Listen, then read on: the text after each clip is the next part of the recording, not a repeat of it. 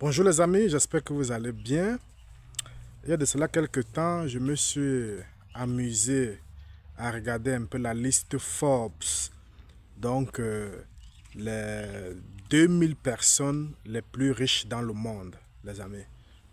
Quelles sont les 2000 personnes les plus riches dans le monde, les nationalités auxquelles elles appartiennent. Voilà. Et le résultat était effroyable. J'étais vraiment très étonné que parmi les 2000 personnes les plus riches dans le monde, il n'y a que peut-être 5 Africains confondus. Donc il y avait 3 Nigérians, donc du Nigeria, et 2 Afro-Américains. Et parmi ces Afro-Américains, il y a Jay-Z et Oprah Winfrey. Et parmi les Africains du continent, il y a Dangote qui figurait à la 83e position. Il y avait aussi un Nigérian là, dont j'ai oublié le nom, qui fait également dans le ciment et le sucre au Nigeria. Et il y a un autre Nigérian, Olugezi, qui s'appelle Olugezi, qui, lui, il est propriétaire de Italo, donc de la société de trains privés en Italie, les amis. C'est un Nigérian, voilà. Donc, on note comme ça 3 Africains. Ce que je constate, c'est que ces Africains sont de l'Afrique anglophone. Voilà. Sont de l'Afrique anglophone. Et le plus marquant, c'est que tous appartiennent au Nigeria. Donc, il n'y a aucun Africain de l'Afrique francophone. Donc, sur les 2000 personnes les plus riches dans le monde, aucune personne ne vient de l'Afrique francophone. C'est vraiment dommage. Vous voyez un peu? Ça veut dire qu'il y a problème. Vous voyez? Et pourquoi le Nigeria? Je me suis un peu amusé à comprendre. Mais pourquoi c'est au Nigeria qu'on retrouve les 3 personnalités qui font partie des 2000 personnes les plus riches au monde, les amis? Je suis allé un peu pour comprendre ça. Et ce que j'ai constaté, c'est que voilà, le Nigeria, parce que au Nigeria, on maîtrise un peu ce qu'on appelle la vitesse de circulation de la monnaie, les amis. Et que dans beaucoup d'autres États africains, on ne maîtrise pas. Dans le Nigeria, fait partie des pays en Afrique où ils ont un peu compris ce que c'est que la monnaie. Ou alors la vitesse de circulation de la monnaie. Voilà. C'est quoi la vitesse de circulation de la monnaie? On va un peu faire un peu d'économie, les amis. Voilà. Pour qu'on comprenne bien la vitesse de circulation de la monnaie, c'est que c'est. La vitesse de circulation de la monnaie, c'est la vitesse à laquelle l'argent ou une unité monétaire quitte d'un agent économique A à un agent économique B en un laps de temps donné, les amis. Donc, ça veut dire que c'est un peu une sorte de rotation de la monnaie entre les agents économiques d'une nation, les amis. Le Nigeria, d'abord, a beaucoup d'agents économiques. Donc, ça veut dire qu'il y a 280 millions d'habitants. Donc, ça veut dire que c'est 280 millions de consommateurs dans un même pays. C'est énorme. Voilà.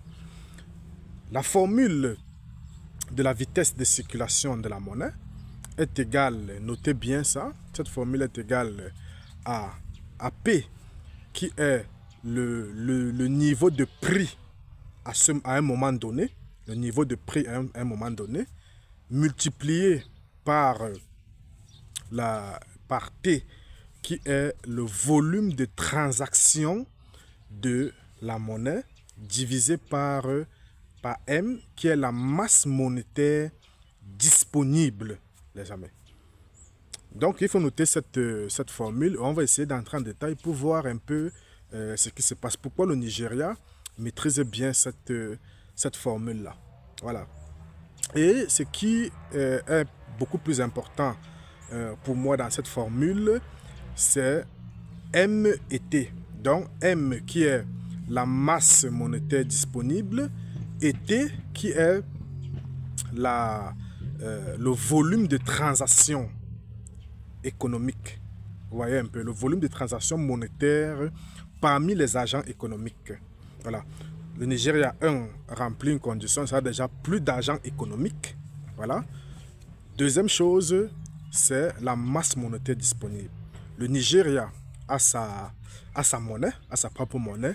Voilà, ça veut dire qu'à un moment donné, ils peuvent émettre de la monnaie, mettre beaucoup plus de billets en circulation en cas d'inflation et aussi réduire les billets en circulation, voilà, en cas s'il n'y a pas inflation, vous voyez un peu. Parce que mettre aussi trop de billets en circulation à tout moment, ce n'est pas bon, ça fait chuter votre économie. Voilà.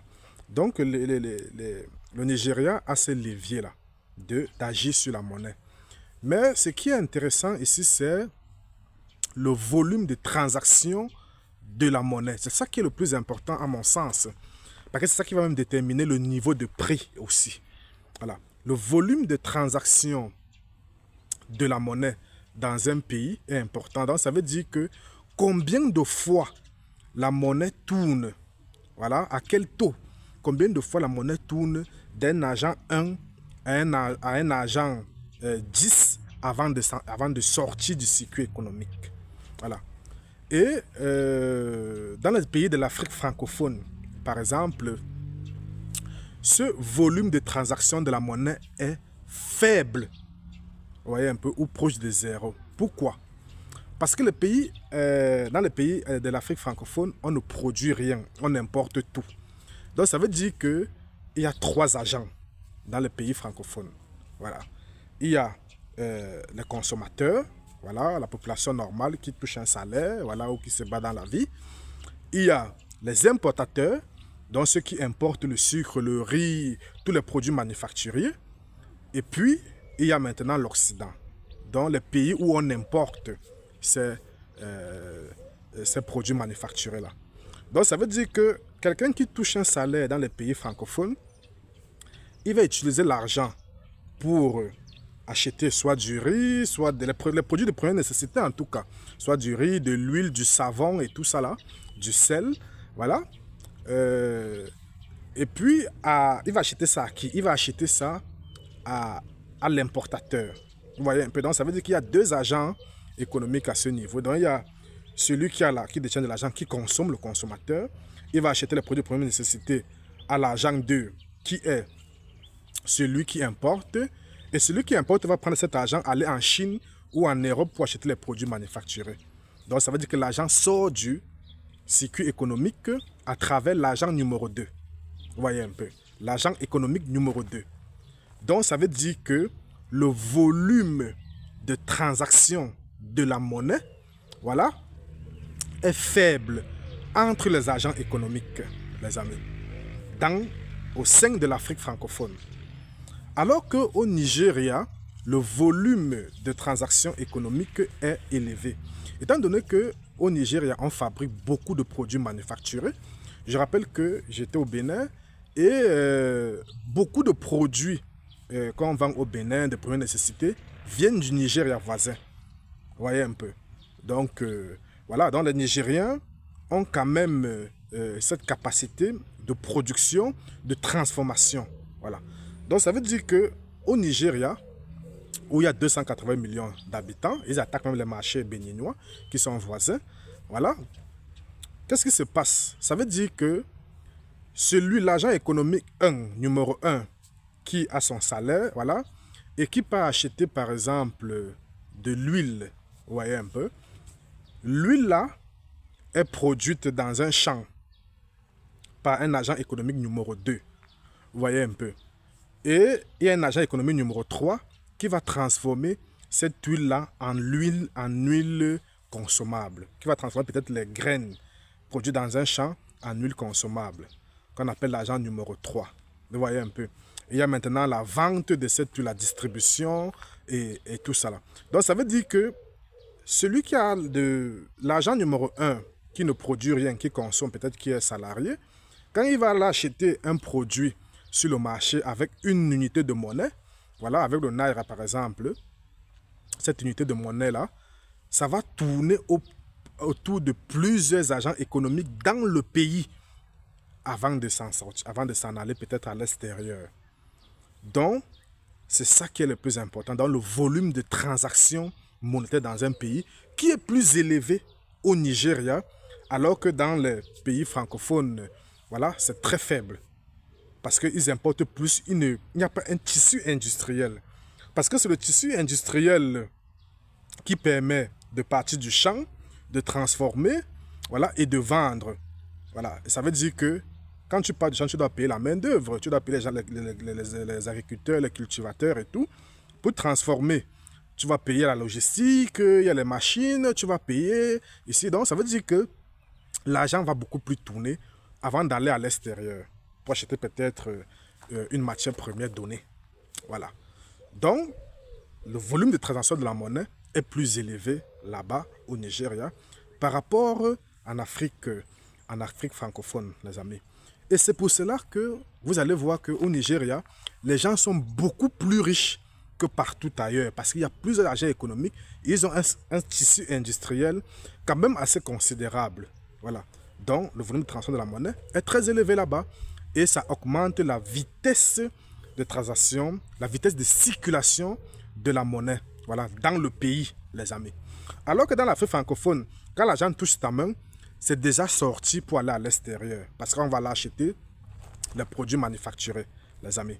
Et ce n'est pas bon. Ça veut dire que le pays s'appauvrit beaucoup plus. On ne peut pas fabriquer de milliardaires dans ce contexte-là. Parce que même d'abord, on ne maîtrise pas la monnaie dans l'Afrique francophone, les amis. Donc, on ne peut pas, on n'a pas de ce levier-là qui permet de mettre plus de monnaie en circulation quand il y a peut-être inflation. Vous voyez un peu. Donc, l'Afrique francophone est stagnante et l'économie là-bas baisse de plus en plus, les amis. Et c'est un gros problème de monnaie et de volume de transactions de la monnaie, les amis. C'est pour cela que vous n'allez pas voir les gens de l'Afrique francophone dans le classement Forbes. Parce que, voilà, l'économie là-bas est grippée. L'économie est verrouillée en Afrique francophone. Alors qu'au Nigeria, l'économie est en mouvement. Il y a beaucoup plus, la vitesse de circulation de la monnaie là-bas est élevée, est beaucoup plus intéressante, les amis. Donc, c'est ça que je voulais que l'on comprenne. Pourquoi le Nigeria, voilà, s'en sort par rapport à d'autres pays de l'Afrique francophone. Et si les pays de l'Afrique francophone ne maîtrisent pas la vitesse de circulation de la monnaie, ils vont toujours rester à la traîne. La population sera toujours pauvre, même si on va voir quelques petites personnes qui essaient de s'en sortir, les amis. Parce que même en Europe, par exemple, je prends le cas d'un pays comme l'Italie, voilà, où la vitesse de transaction de la monnaie est aussi élevée. Pourquoi? Parce que ils consomment ce qu'ils produisent, ils s'échangent. Donc vous voyez que au nord de l'Italie, on produit par exemple le parmesan, le fromage, qu'on appelle le parmesan, on produit le jambon, on produit le blé, on produit les pâtes alimentaires. Au sud de l'Italie, on produit les fruits, on produit aussi d'autres ingrédients dont le nord a besoin. Donc ce qui fait que le nord et le sud de l'Italie s'échangent des produits. Vous voyez un peu? Et ils consomment les produits là. Voilà, ça fait que la vitesse de circulation de la monnaie entre les agents donnés est très très élevée. Donc le volume de transaction entre les agents est très élevé. Donc pour que l'agent quitte chez un Italien pour aller à l'extérieur, peut-être en France ou aux États-Unis et tout, ça va d'abord bien tourner à l'intérieur de l'Italie. Parce qu'ils produisent beaucoup. Même dans l'habillement, même pour s'habiller, il y a le made in Italy, les amis. Donc, ça veut dire que même pour s'habiller, ils consomment ce qu'ils produisent. Même pour les chaussures, ils consomment ce qu'il a produit. Donc, ce qui fait que la monnaie tourne autour des agents économiques du même pays, les amis. Donc, il faut comprendre ce concept-là pour pouvoir s'en sortir. Et dans les pays africains, francophones, ce concept n'est pas maîtrisé. C'est pour cela qu'on reste toujours à la traîne. Dites-moi ce que vous en pensez dans les commentaires, les amis. Portez-vous bien.